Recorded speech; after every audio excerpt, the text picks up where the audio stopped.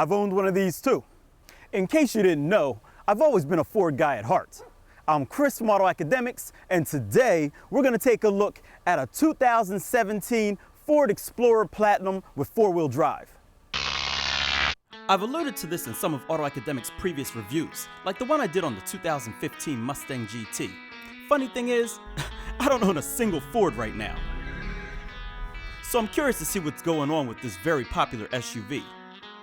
To begin, this top trim level 2017 blue jeans metallic Ford Explorer Platinum has a ton of features standard, including LED lighting practically everywhere, power folding side view mirrors, roof rack side rails, privacy glass, class 3 trailer tow package, and remote start. Inside, this 6-passenger vehicle offers even more with a leather-wrapped interior, heated steering wheel, heated and cooled multi-contour front seats, heated second-row seats, tri-zone climate control, dual moonroof, wood grain interior accents, illuminated scuff plates, and branded floor mats. Tech-wise, Ford's vastly improved Sync 3 provides the interface for the 500-watt Sony audio system via an 8-inch touchscreen.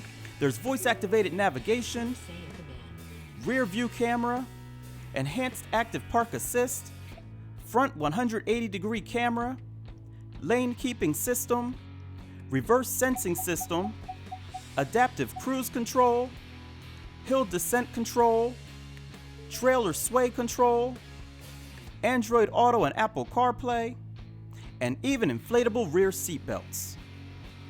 The only options are the 20-inch bright machined face wheels, second-row bucket seats, and second-row console.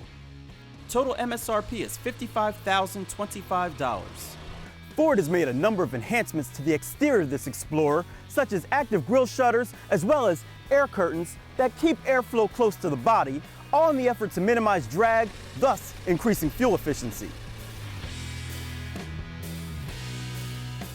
We've seen the hands-free liftgate before, and it's now more responsive, providing access to a large sedan-like 21 cubic feet behind the third row.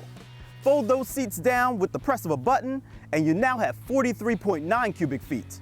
There's a total of 81.7 cubic feet when all the seats are stowed.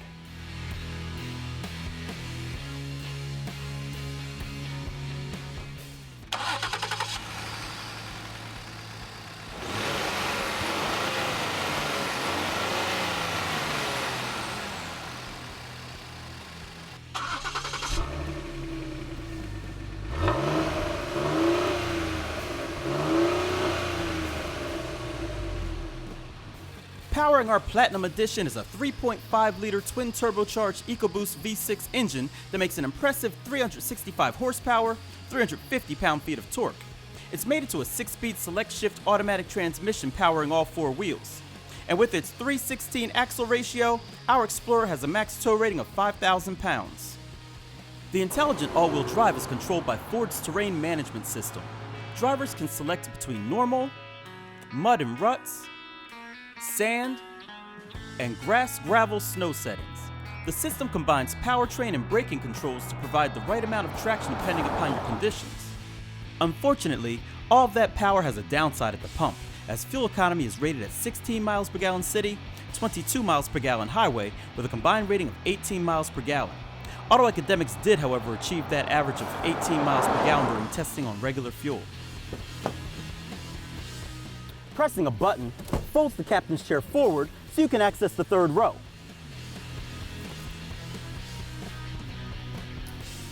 And once back here, while it's a bit narrow, it's honestly not as bad as I thought it would be, with fairly decent leg and headroom.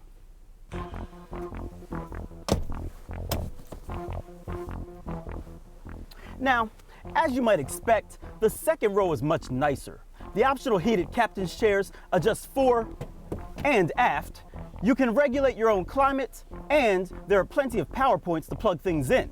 And if you don't need to carry 7 people, the optional center console adds more storage.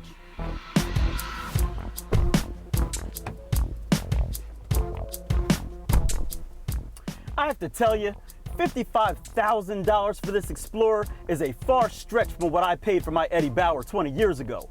But my 97 Explorer didn't look anything like this.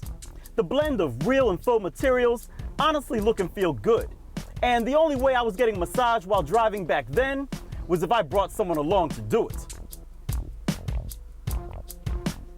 There's also a new app called Ford Pass that allows you to interact with your vehicle, as well as schedule maintenance, request roadside assistance, and even reserve parking before you arrive. One final issue worth noting is that while the inflatable seatbelts are a novel and rather interesting safety feature, the stiffness of the belt and clasp can be a great challenge for young children to buckle. So with that being said, it's now time to take it out and see how it drives.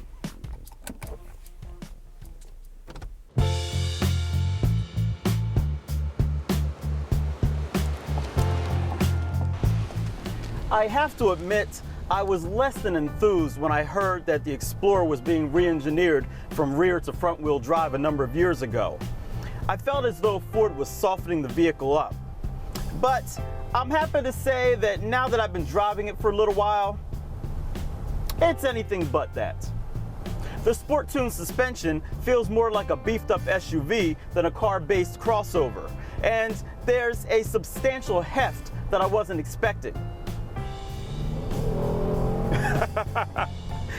The engine makes really good power, and the only downside is that this Explorer doesn't get quite the same fuel economy that some other larger SUVs get. Plus, with all that power, you do get a bit of torque steer through the steering wheel as well. While this Explorer does show its weight, it still handles good, with a tight turning radius that helps with parking as well as U-turns if you ever get lost. The interior is spacious, comfortable, and quiet too. And with tech features such as self-parking, it helps to set this Explorer apart from other vehicles. Sync 3 is vastly improved as well, with larger icons and a faster interface. And if you are interested in more of the details about how that works, you can check out a video that we posted a little while ago on it. I have to say, this 2017 Explorer is quite refined compared to what I had 20 years ago. And even though the price is a little bit up there, you're definitely getting a lot for your money. The biggest difference being, though, that there's a lot more competition on the market now, too.